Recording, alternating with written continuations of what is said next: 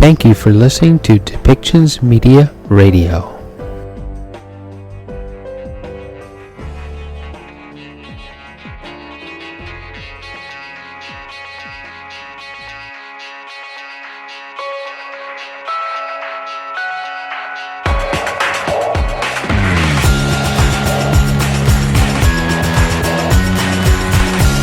Welcome to Policy and Rights, the show about government policy and human rights.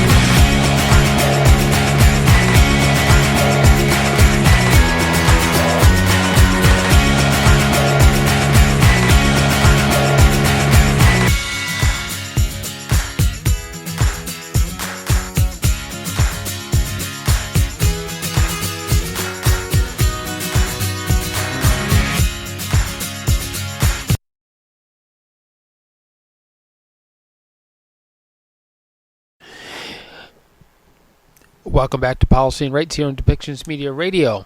PAHO, with the goal of accelerating vaccination against COVID-19, is closing coverage gaps against the other vaccine-preventable diseases. Countries and territories in America's plan to immunize some 140 million people as part of Vaccination Week in the Americas.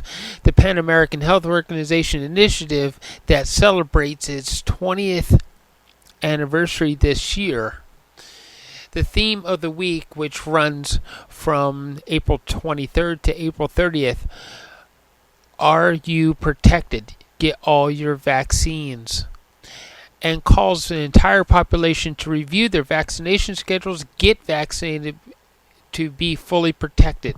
The Vaccination Week is an opportunity to improve vaccination rates against polio, measles, rubella, diphtheria, and other preventable diseases that have fallen in the last 10 years, according to the director of PAHO, Carissa Etienne, MD. I want to thank you for listening to Policy and Rights here on Depictions Media Radio, as this next segment comes up with a press conference from the Pan American Health Organization.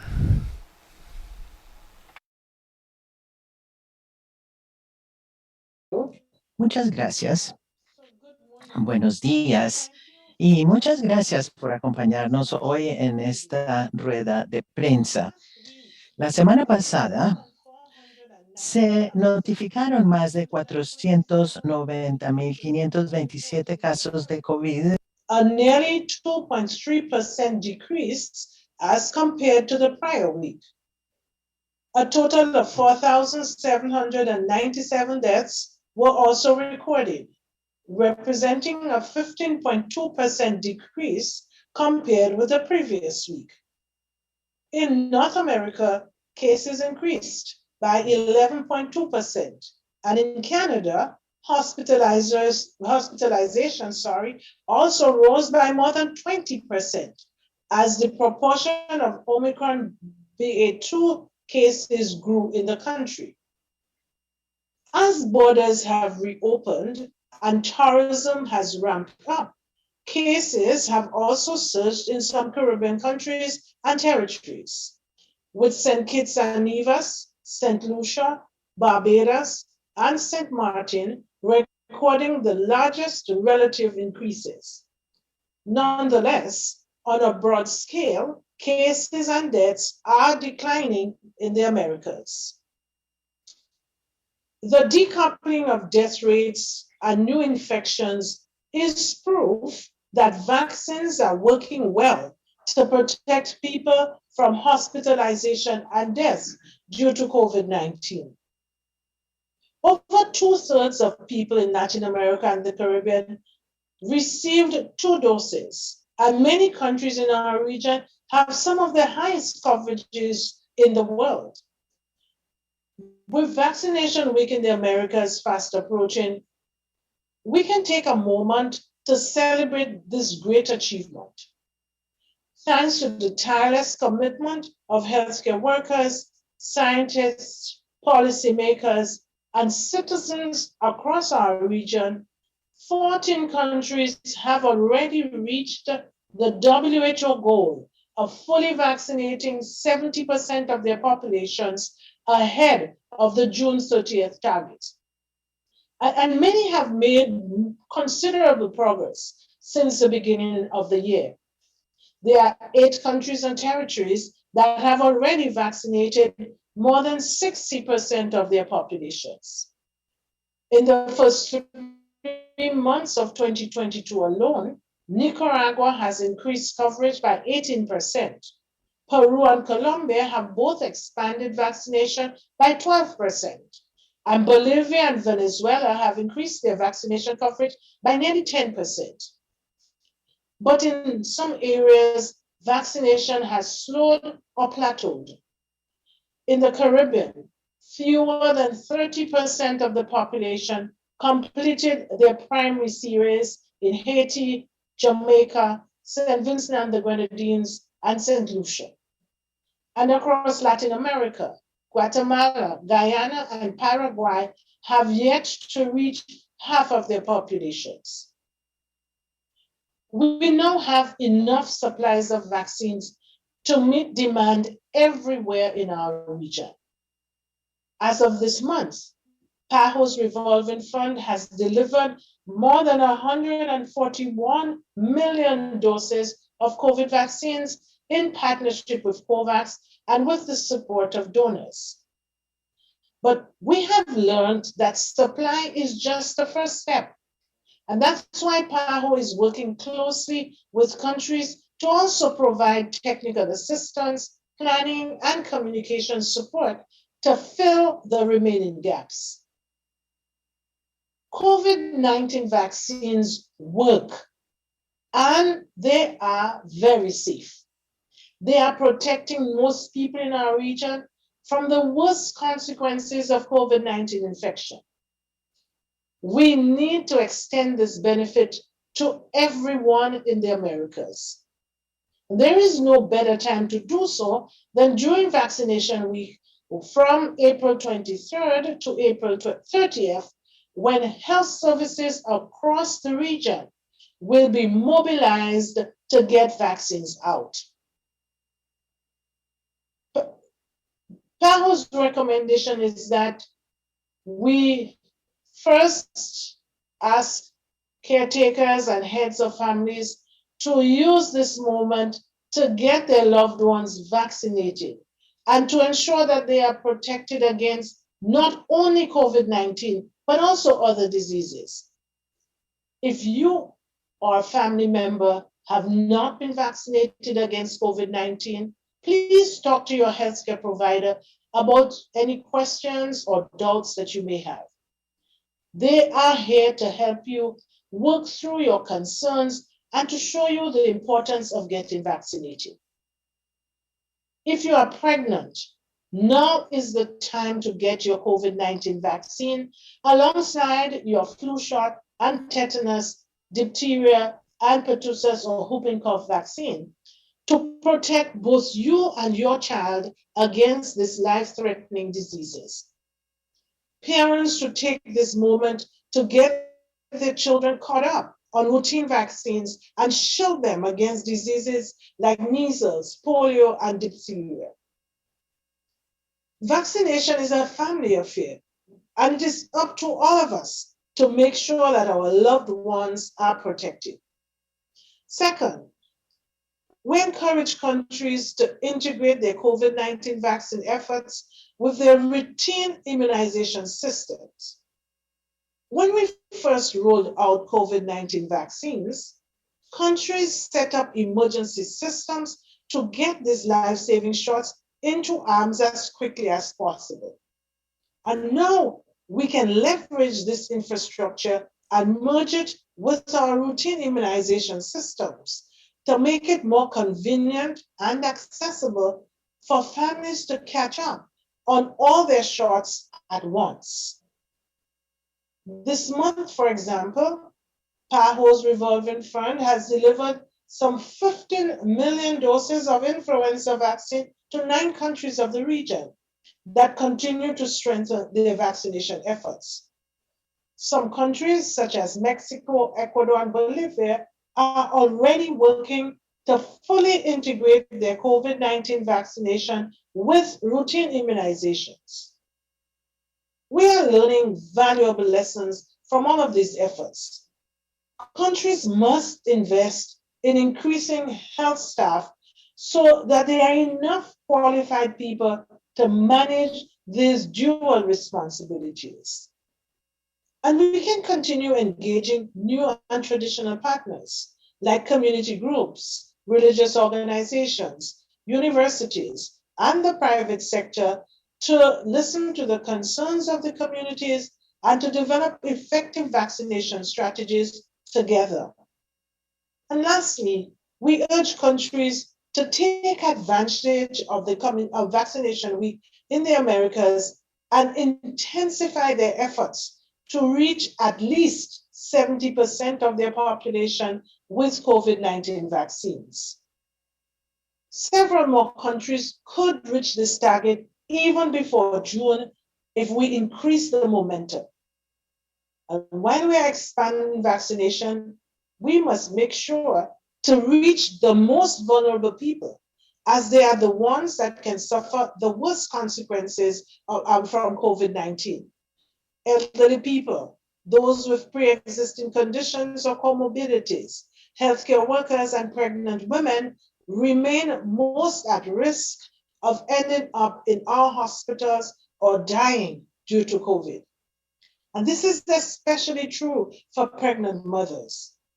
In some countries, COVID has become the #1 cause of maternal deaths. These deaths are avoidable, and the best way to do so is to expand the vaccination coverage for all pregnant women at any stage of their pregnancy. All countries need to focus on reaching these vulnerable populations to ensure that we save more lives and avoid overburdening our health systems with preventable cases. The COVID vaccination effort has been the largest immunization program in history. It has shown us that success is possible when countries and people work together to embrace vaccines. Our region has achieved high coverage and delivered more than 1.77 billion vaccine doses into arms in only 16 months. The upcoming Vaccination Week in the Americas is an opportunity to celebrate our progress and to use what we've learned to advance coverage and save more lives.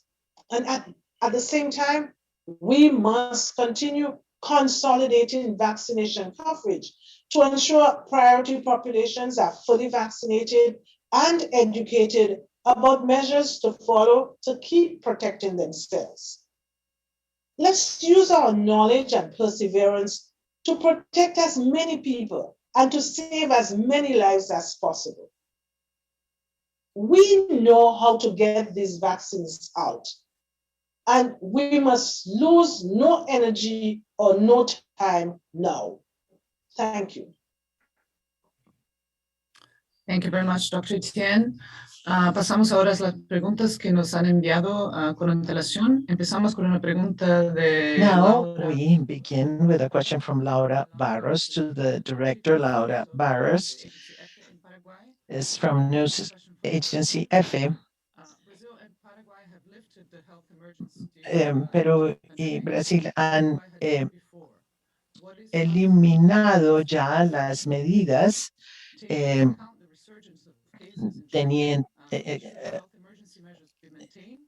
¿se deben mantener las medidas de emergencia o es el momento de levantar todas estas medidas como el uso de máscaras y otras medidas de salud pública y sociales, doctor Etienne? So let me thank you for this Quiero interesting question. agradecerle por su pregunta interesante.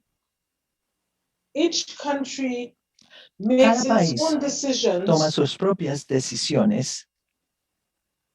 Cut off the translation. So let me thank you for this interesting question.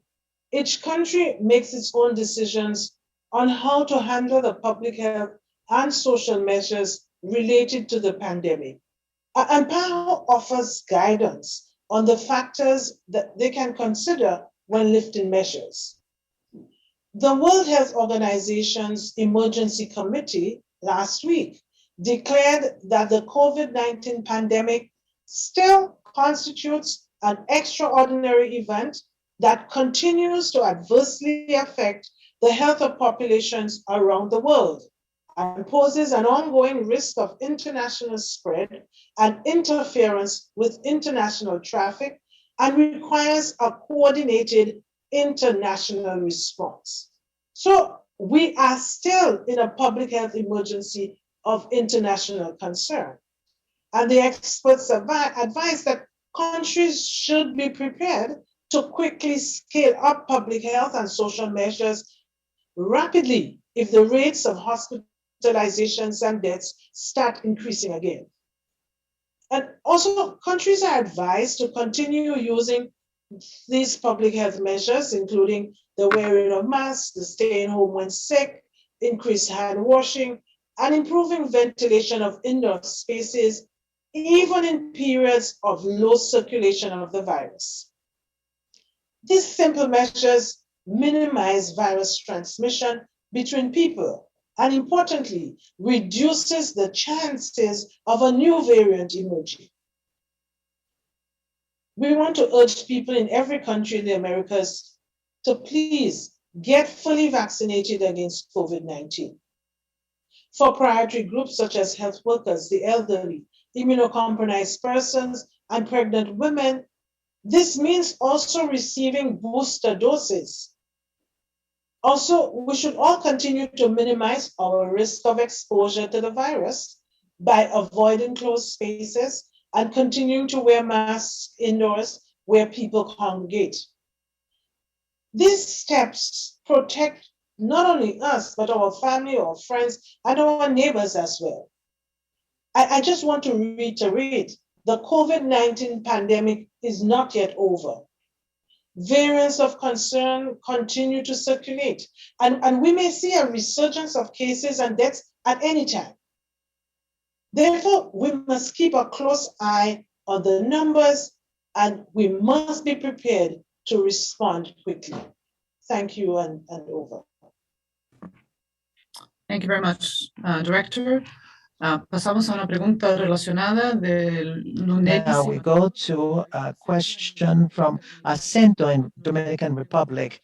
El asks, given the low statistics of COVID-19 in the country after, we now wonder what criteria should a country fulfill for it to be declared free from the virus. Another question is, we know that for WHO declares a pandemic, several cases should be reported in different countries. So what is required to say that it's no longer a pandemic? And so how many countries should report zero infections so that this can happen and it will be no longer a pandemic? Dr. Ugarte, thank you for your question. These questions are relevant and they are related to the comments just made by Dr. Etienne, because in fact, the number of deaths and cases in the last few weeks have been reduced to the lowest levels perhaps we've seen from the beginning of the pandemic. But as Dr. Etienne also said, this is not the time to lower our guard. The emergency committee agreed by unanimity that COVID-19 continues to be an important health emergency of international concern. And this committee is studying necessary criteria to declare the end of the pandemic, including characteristics and impact of COVID-19, the number of countries and regions that are being affected, as well as the level of transmission and the response capacity of the countries. But we are far from getting to that point. We have a long way to go. We need to continue to treat people, to continue to vaccinate people. We have not reached as a region as yet, and as the world, the levels that we need to have so that the virus does not continue to cause cases and deaths. There are still millions of cases and tens of deaths per week. And so the only way in which we can end this acute phase of the pandemic is to keep surveillance, have good clinical management, continue vaccination, and social measures. Given the scenarios presented by Dr. Etienne, it is still better to have very close surveillance because it is likely that variants will continue to appear. And in the base case scenario, these variants will be less severe or cause less severe disease, and maybe it won't be necessary to give any more boosters or develop more vaccines. But maybe in the worst case scenario, we will have a highly virulent variant appearing. And given this new threat, protection against serious disease and death, uh, this could also lead to the vaccine being less effective. But right now, we don't have a clear answer to these questions. They are being analyzed by the health experts of the IHR, and they are working in close contact with the countries. Each country which adopt their measures and then decide to either keep them up or relax them, they need to take into consideration that it is a very dynamic process, which does not depend only from one single country or on one single country, but it depends on the tight collaboration and tight relationship between different countries that share highly relevant information. The appearance of a new variant needs to be reported immediately. And at the same time, those countries reporting should not be sanctioned because they are reported. On the contrary, and this is the process that needs to happen also at community level. We still see that in areas of very low transmission in the countries, there are still cases. And if those cases are not detected, then we could go back to conditions as we are seeing in some countries in our region and in other regions of the world where transmission can increase again. Thank you. Thank you, Dr. Ugarte. We have a question from Mexico, from Blanca Valadez, from Grupo Milenio. Mexico, is Mexico ready to call an end to the pandemic as Brazil and Uruguay have done? And what characteristics do we require to say that the pandemic is ended? Well, I think I already replied to that question, but let me then elaborate. Using the word pandemic, this is a situation which has large repercussions and legal implications, even in some countries, and it is related first with the pandemic or the uh, international emergency as defined by the IHR. And the other thing is the situation in a given country. If a given country has low community transmission, high response capacity, high vaccination coverage, a very low number of deaths, and a number of cases that are being actively detected, but there are very few that are positive, then this is maybe a situation where in certain conditions, many countries may decide that it is the end of the emergency phase, because emergencies has both internal considerations within their countries that depending on their legislations, they may restrict some liberties and restrict some processes within the communities that have both social and economic impacts. So these are different aspects. The end of the pandemic is one thing. So this is not something that one country can say, "Oh, I'm done with the pandemic." No, they can end the emergency phase of an pandemic, and this was also expressed by Dr. Etienne. Thank you very much, Dr. Ugarte. From Mexico, we have more questions from Blanca Valadez, from Grupo Milenio. And excuse me, we've already done those. Javier Hernandez Garcia, Andrea Meraz from Grupo Formula, and others. They say that President Andres Manuel Lopez Obrador mentioned that they requested vaccine doses against COVID as part of COVAX so that they can vaccinate minors. How many vaccines are still coming through COVAX, and do you have enough supplies to vaccinate children with Pfizer, which is the only one approved for children? Dr. Barbosa. Yes, I apologize. I'm losing my voice. 24,600,000 doses have been provided through COVAX, and they still have some outstanding. 13 million from AstraZeneca. And that will fulfill almost the totality of the agreement through COVAX. COVAX is offering for 2022 only vaccines for children from Pfizer for the supported countries. We have 10 countries in the region who receive the vaccines with support for self-financing countries.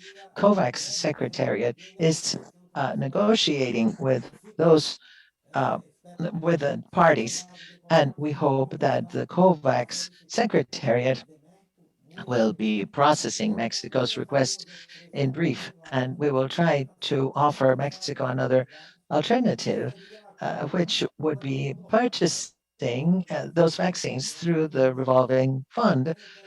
And I think Mexico's intention is a very significant one of also vaccinating teenagers and children. Once you have already uh, vaccinated the elderly and all those who are at a higher risk, then of course it is important to vaccinate children and adolescents.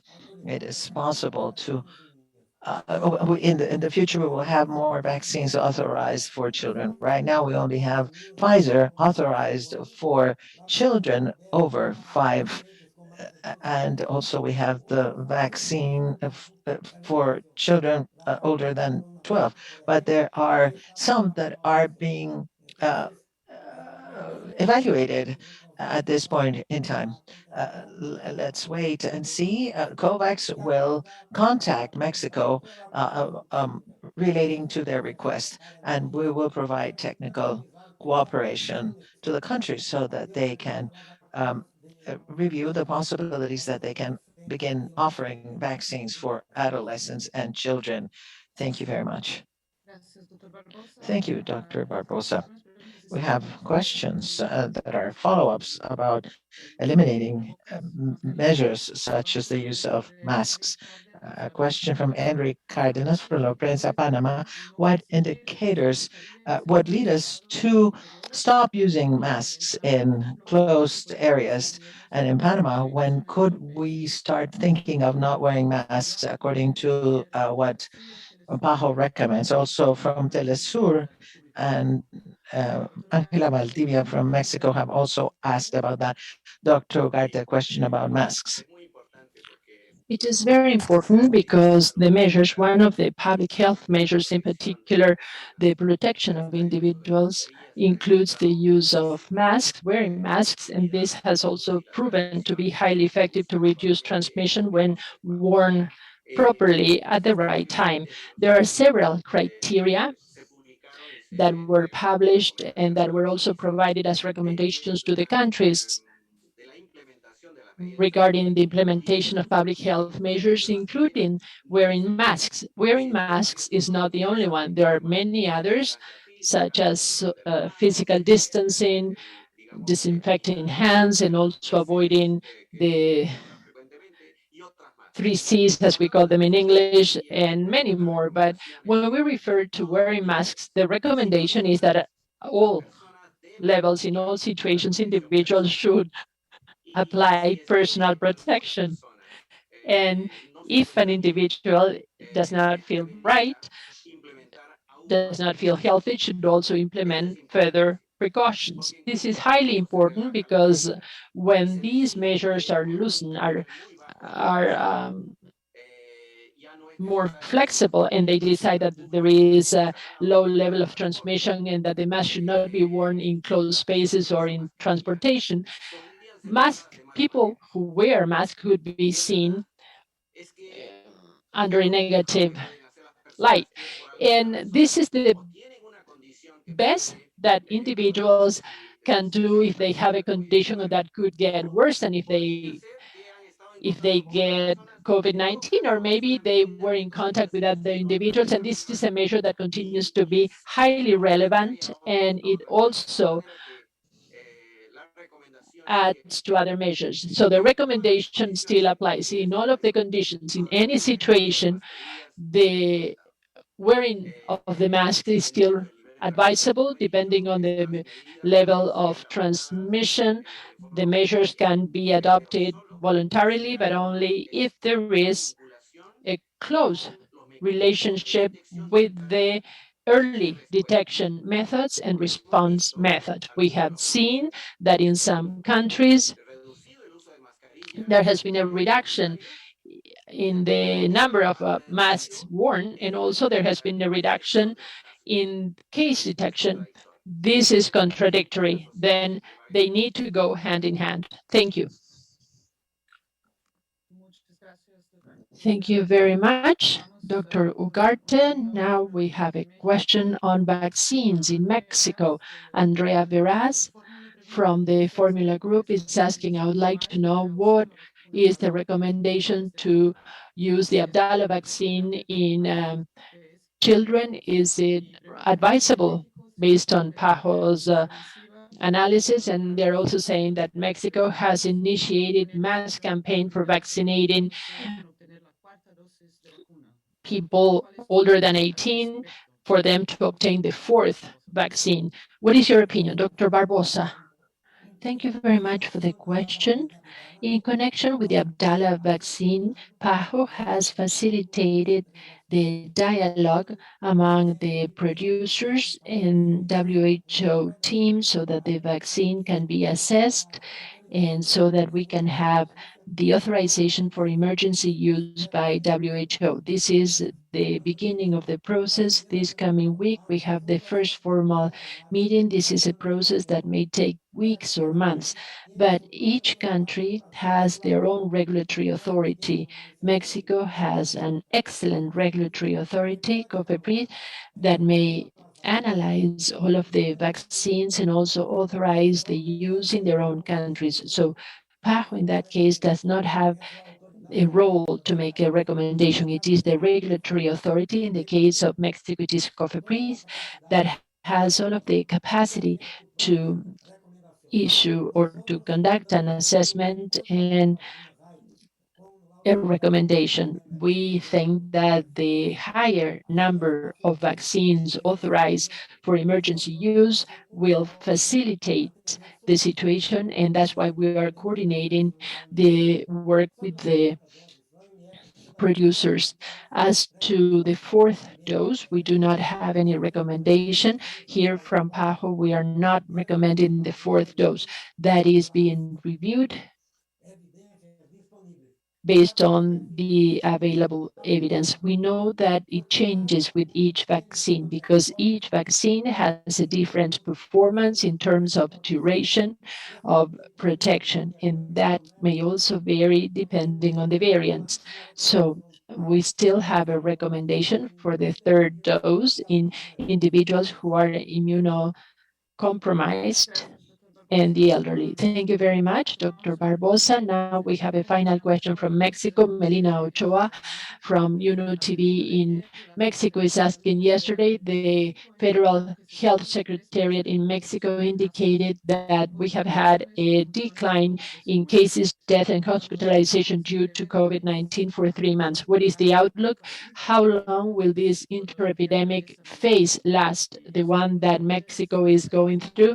And the question is, right now we are going through the second vaccination week. Do you think that we could expect a fifth wave after these days of holidays in Mexico. Thank you very much. This is Dr. Perez. Yes, indeed, in Mexico, we have observed a continuous reduction in the number of cases. However, we should also remember that that epidemiological week number 14 led the Secretary of Health to report an adjustment of cases reported on April 7th, but the cases are still for 2021. It is also important to analyze bed occupancy at the level of the hospitals, and we can say that in general wards of the hospital, occupation is at 6% in Mexico, and for beds with ventilators, it is about 2%.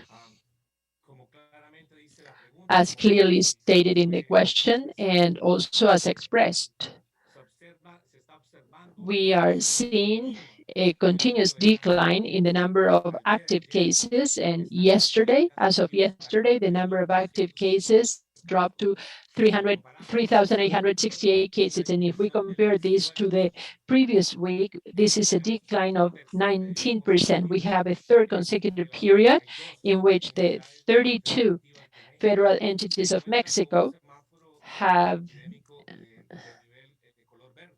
a green light as part of the epidemiological risk lights that they use based on the guidance of the Secretariat. It would also be important to recall, to add to this response, that in week 32, that is to say August 2021, and up to week 3 of 2022, that is to say January, that correspond to the period between the third wave due to the Delta variant and the fourth wave due to Omicron. The day that Mexico had the highest number of active cases was on December 20th, with 14,724 cases, almost 15,000 cases. As of today, there are 3,868 cases, as I just mentioned. So we could say that the country is in an inter-epidemic period.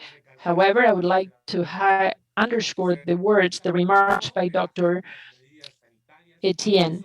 The recommendation is not to relax the health measures in the country, because given the instability that we see during the pandemic, as mentioned by my colleagues throughout the world, the increase in the number of cases in North America, the possibility of the emergence of new variants of concern and sublineages, and relaxing preventive measures could all lead to a surge in the number of cases. Also, as our colleagues mentioned, to secure access to COVID-19 vaccines for the population that still does not have the first schedule or the booster schedule, to promote vaccination in the population that is in vulnerable situation, and also to convince all that have not been vaccinated are key elements. I think that this addresses the question by journalist Ochoa. Thank you.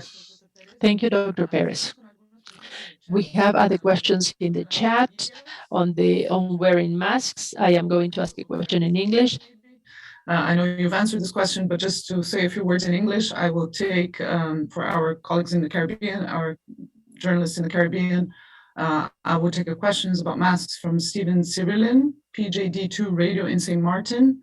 Stephen asks, given the fact that a US federal judge has struck down the wearing of masks, particularly on board airplanes, what does that mean for countries who for the past 2 years are trying desperately in their quest to contain the spread of COVID? Dr. Ugarte, please. Thank you, Luciana. Thank you, Stephen.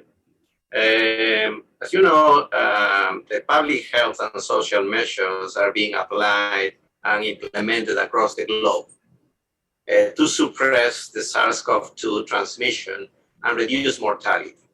So that include, as I said previously, personal protective measures, physical distancing, avoiding crowded settings, hand hygiene, respiratory etiquette, and mask wearing.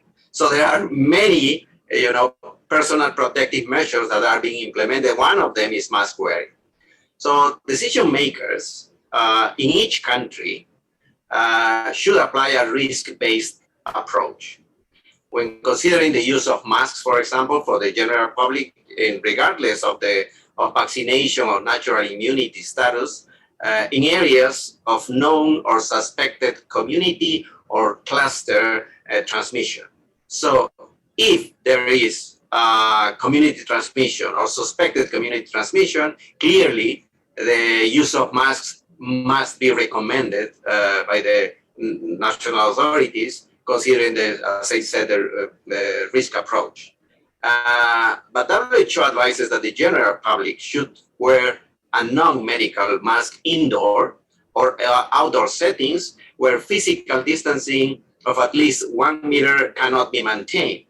And that is part of the recommendation that was also sent to the countries, where in community or healthcare settings, for example, when measures such as mask wearing are recommended, they should continue to apply to everyone in healthcare settings and in community where the transmission is, for example, the SARS-CoV-2 incidence is more than 20 per 100,000 population. Those are type of criteria and risk approach, but each national authority must consider what are the measures that must be applied to protect their own populations.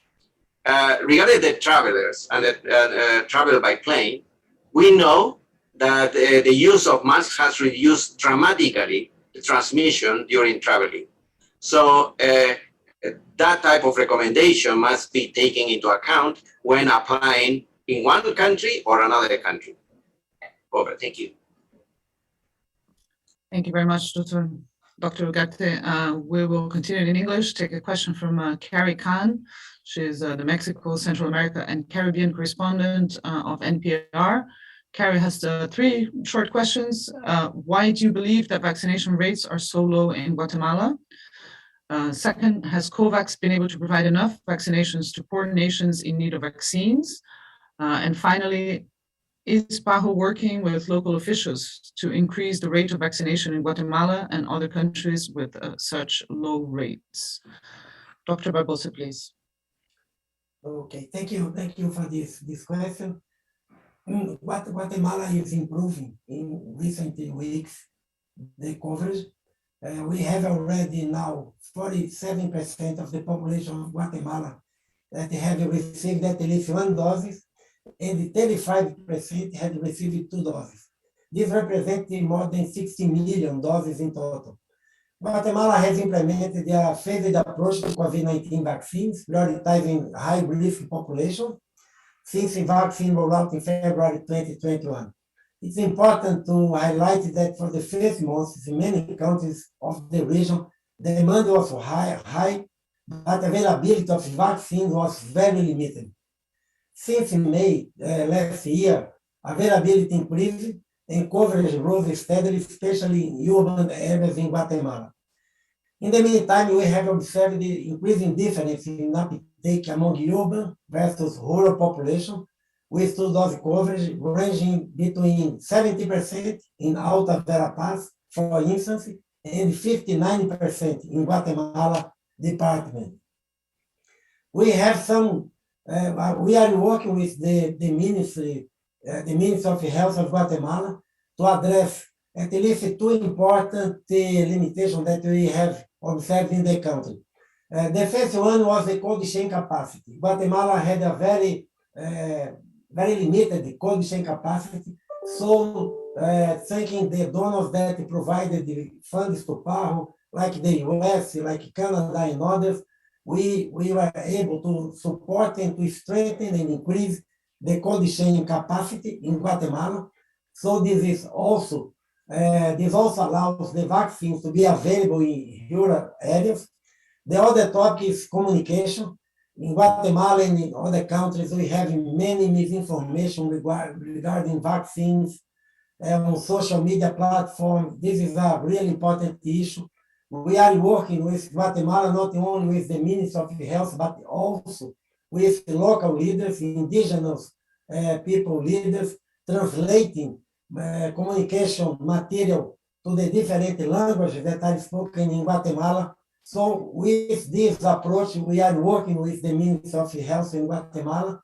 The vaccination is increasing, and we are strengthening the capacity in order to achieve the 70% coverage that is the goal that we have to achieve by June of this year. Thank you. Gracias, Dr. Barbosa. Pasamos a una Thank you, Dr. Barbosa. We move on to a question now from Henry Cardenas and also from Gravian Collin and Farariachi from Noticiero Televisa in Mexico. The question is, WHO has reported on the emergence of cases of child hepatitis B, and this is the virus that is being investigated, that is being researched. Is it a risk for Latin America because some of its symptoms could be mistaken as COVID-19 symptoms? Dr. Perez, thank you very much for this question. This allows me to remind you that we can be affected not only by COVID-19. This cluster of viral diseases is a good example in the case of children. This is the risk about getting the wrong diagnosis. We should recall that COVID-19 is a respiratory disease and it has different symptoms from hepatitis, that is an inflammation of the liver. So the event that is the subject of this question by this journalist was reported initially on April 5th this year, 2022, in the United Kingdom, and they reported an increase in the number of acute hepatitis B of unknown origin in healthy children younger than 10 in Scotland. And on April 6th, on the following day, WHO started following up on this event, and by April 12th, the United Kingdom reported that in addition to the Scottish cases, there were other 61 cases being investigated in England, in Wales, Northern Ireland, and that most of them were in children between 2 and 5 years of age. By April 14th, Scotland reported that the 13 cases being investigated, there were two sets of those 13 cases were linked from the epidemiological point of view, which is important. These cases from the United Kingdom had clinical presentation as acute hepatitis B. Some had some bowel issues, bowel problems, including diarrhea, vomiting, and stomach pain. And it is important to indicate that most did not have fever. The initial hypotheses to relate this incident to some etiological agent were focused on infectious agents, or they could also be related to exposure to a toxic substance. There has been no link. There has been no link identified with the COVID-19 vaccine, and the detailed information that has been collected so far through surveys and questionnaires, for example, about personal customs, traditions, and also use of food and drink have not indicated any specific exposure. There was also some suspicion that this could be some sort of toxic substance. Therefore, the toxic investigation is still underway, but it is more likely to think of an infection. And this is because in the lab research that have excluded the typical hepatitis B virus A, B, C, and D, and E. But in 11 cases, adenovirus was found. In 13 of the cases, they identified 5 patients with adenovirus. The important aspect here among these cases and these alerts is that other regions are also conducting some epidemiological research. For the region of the Americas, the United States have reported a cluster of acute hepatitis cases of unknown origin. They identified 9 cases of hepatitis in children that had positive result to adenovirus and also negative to hepatitis A, B, and C. And those children were detected between October 2nd of 2021 and February 20th of 2022. All of the children went to the same healthcare center, and these were young kids between 1 and 6 years of age. And this is striking that this was that 77% of them were female, and all of these had symptoms that were compatible with hepatitis. With this, it is important to underscore the importance, as Dr. Etienne said, of continuing epidemiological surveillance to identify the early cases of any disease and be able to act. It is also very important to see what happened, the importance of the exchange of information fast to be able to act. All of this happens or has been strengthened thanks to the international health regulations that offer a health framework that is legally binding, as you know, and it has been agreed by 196 countries that are parties to the World Health Organization. This event is being assessed in terms of risk, but you can rest assured that PAHO, WHO, and also the authorities in the member countries will always follow this up, and any relevant information will be immediately shared with the health authorities of all of the countries for making the proper decisions. And finally, if you allow me, and also to better inform you, and as I said at the beginning, this is not only COVID-19 that has taken place over the last couple of years from the outset of the COVID-19 pandemic, and to date, the detection, verification, and risk assessment teams within PAHO and WHO, together with the member states, have acted in more than 135 different events that were not COVID related and that pose a risk to public health, and that have also happened in the countries and territories of the region. I hope I have addressed the question by this journalist from Guatemala. Thank you. Thank you, Dr. Perez. Now we move on to a question from Nicaragua. Gabriela Solorzano from Channel 12 is asking, first, would like to know whether PAHO has any information on the shipment of vaccines during the first half of the year, and whether you already have a date as to the estimated arrival time in Nicaragua, and whether this is a donation or a purchase through the COVAX facility. Dr. Barbosa. Thank you for that question. Nicaragua has already received vaccines through COVAX facility, and also the vaccines acquired through the revolving fund, 1.2 million doses.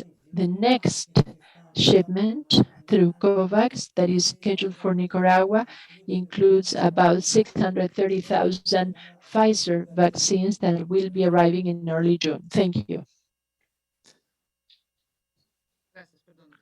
Thank you. I apologize, Dr. Barbosa. Thank you very much.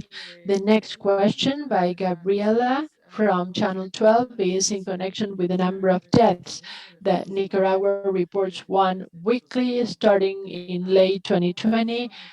How does Nicaragua compares to other countries? It is the country that has the lowest number of deaths. Dr. Perez, thank you very much for that question. Also, I think that this allows me to underscore what has already been mentioned today in connection with epidemiological surveillance. As of April 19th, that is to say yesterday in Nicaragua, we had 14,371 cases reported and 233 deaths. This observation of absolute figures as an indicator of health could help us understand that there is a lower risk as compared to other populations. However, it is highly advisable, and this is the way that we work, instead of absolute figures, to use rates of incidence. And when we observe the data on mortality rates in Nicaragua as compared to other countries, yes, it is possible to observe throughout time an incidence rate in number of cases and deaths very low as compared to other member states. But these comparisons, and once again, these comparisons need to be understood carefully. We need to remember that the cases and the deaths that are used in these estimates depend on the surveillance system that each country has, and they also depend on the sensitivity of that system to identify and report the cases and mortality. So for that reason, it is important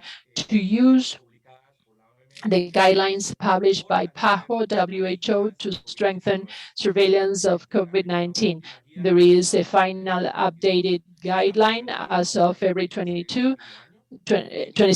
There is a new one that is about to be published, and there is an analysis and consideration for implementation of health, public health surveillance in connection with COVID-19. The guidelines have different approaches and also how they can approach mortality, how to use, for example, the civil registry and also vital records to have that information, and also the possibility to use ad hoc surveys to determine surveillance and the rapid identification of mortality. And as in the case of Nicaragua, where COVID-19 data is used, and also the number of deaths due to COVID-19 in various hospitals, which report at least weekly. And they also have, as part of that information, the mortality in various communities, and also healthcare centers, etc. It is also important then to have a clear idea that surveillance data is key, in addition to using them to create a model for excess mortality, that is the mortality due to indirect effect of the health systems. I think that I have addressed the question by the journalist. Thank you, Dr. Perez. We have 2 or 3 questions that we are going to accept today. The next one, Matias Luis from Netscape in Spanish. He's asking, in the region, there are several projects for the development of new vaccines against COVID-19 in a moment at which the feeling is that the pandemic has been highly controlled or about to come to an end. Does it make any sense to continue to support these developments? Is there a specific need in the horizon? Dr. Barbosa.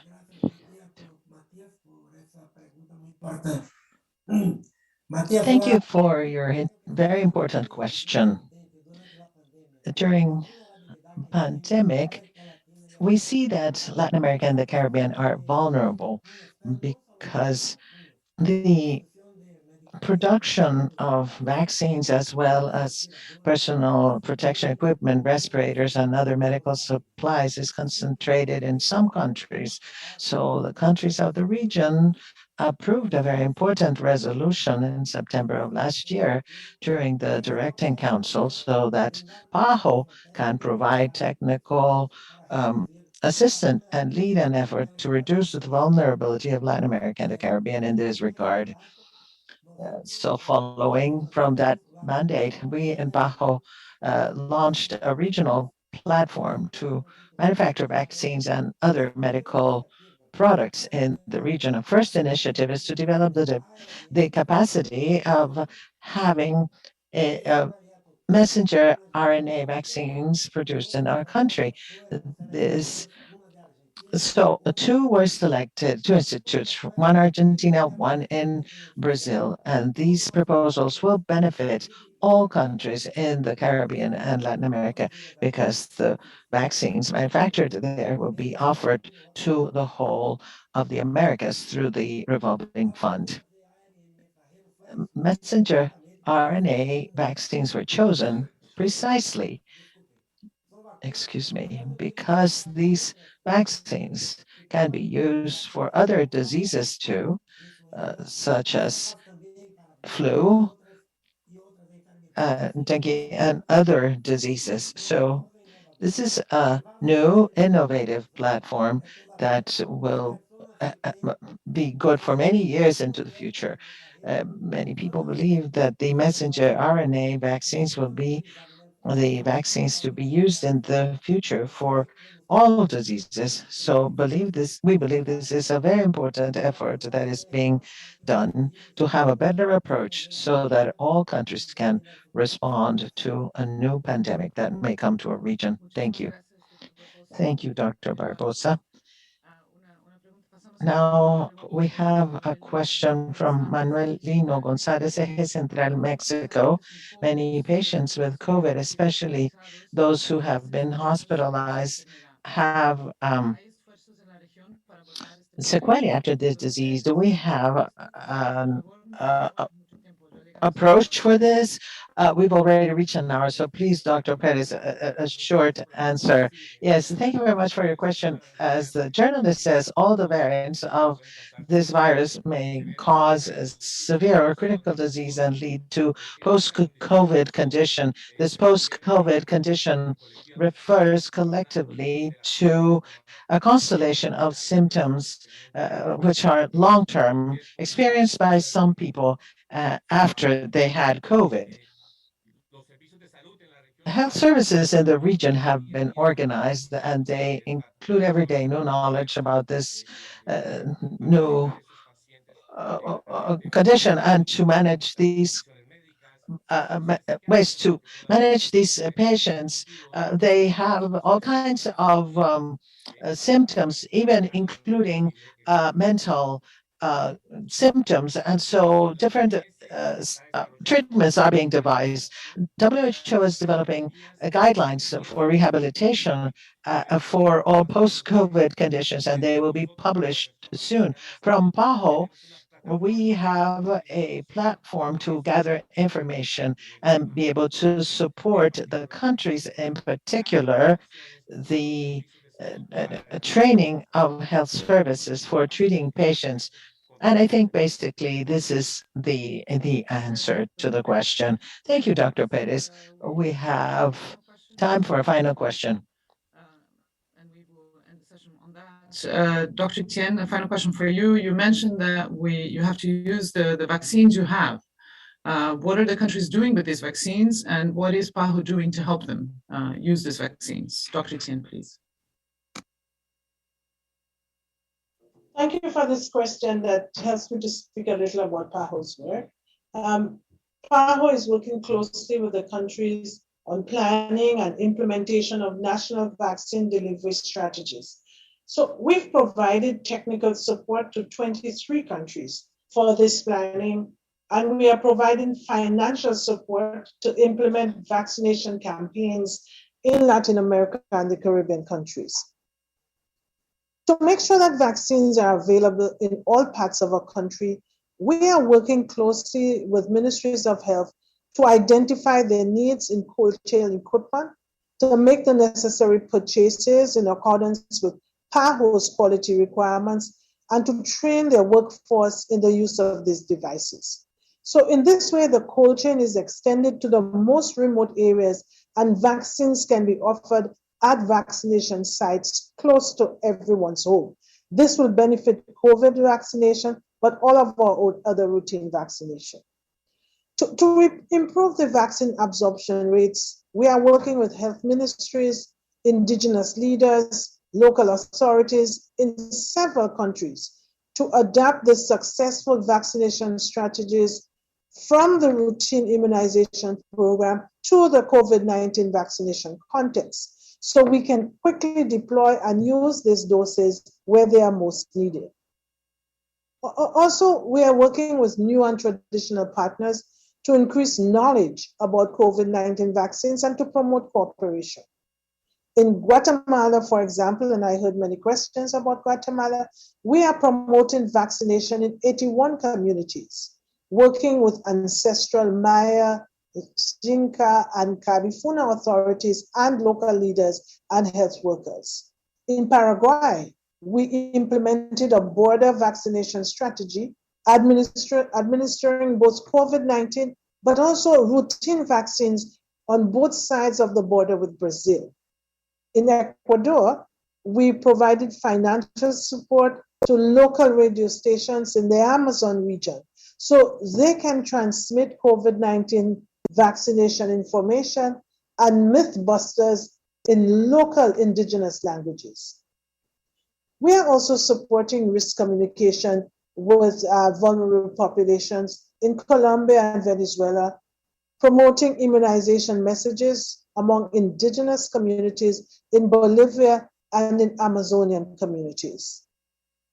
We are also working with religious leaders and community organizations on culturally sensitive vaccination campaigns in numerous countries. As I said, now we do have enough COVID-19 vaccines.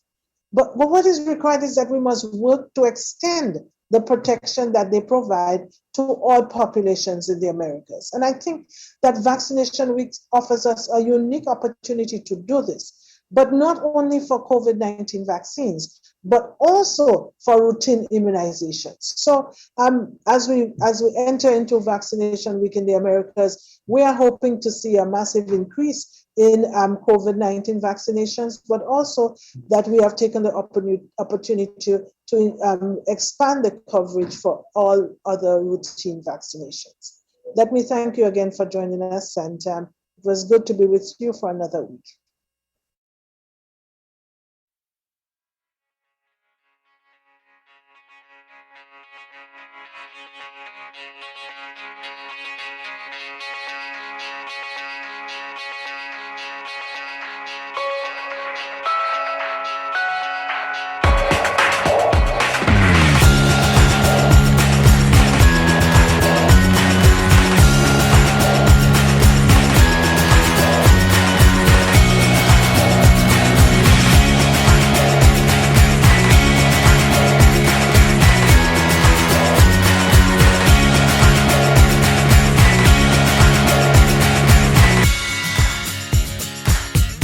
This show has been produced by Depictions Media.